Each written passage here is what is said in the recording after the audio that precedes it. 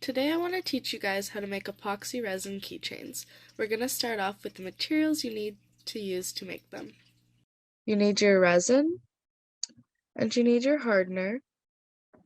You need something to mix in, preferably silicone. You need something to mix with. I use a butter knife. You need pigments such as glitter or mica powders. I'm going to use glitter today. You need a barbecue or a torch lighter. I prefer barbecue lighters. You need your silicone molds to shape your keychains. You also need your key rings to finish off the keychain.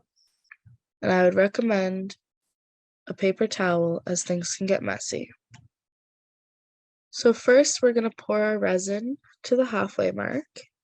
Then we're going to pour our hardener to equal parts to our resin. Next we're going to mix it. You'll notice there's stringy lines because the mixture is not quite combined yet.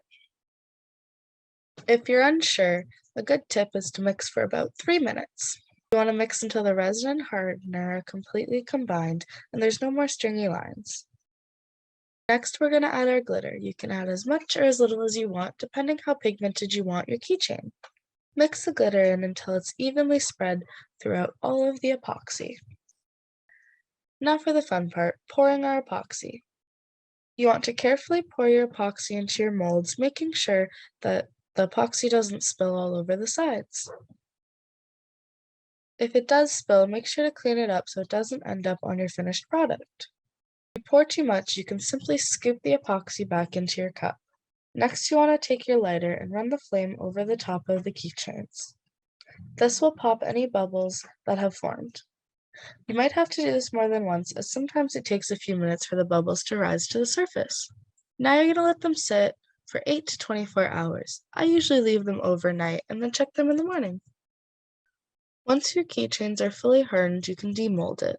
This part is super satisfying and you get to see your finished product. Lastly, we're going to take our keychains and our key rings and attach them together. There you go. You have an epoxy resin keychain. Don't forget to clean off your mixing tools. I use Dawn dish soap to clean all the epoxy off of my cup and my knife in order to use them over and over again.